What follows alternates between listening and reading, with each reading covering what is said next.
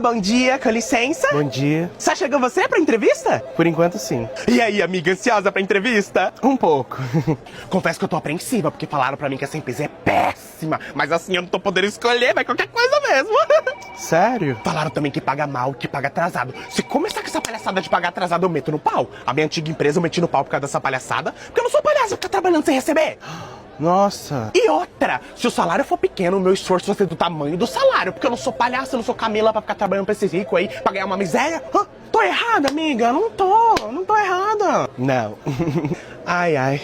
Todos estão aqui? Bom dia, gente, sou a Paulaine, a recrutadora, vou fazer entrevista com vocês, tá bom? Vou começar por ordem alfabética. Amanda, pode me acompanhar, por favor?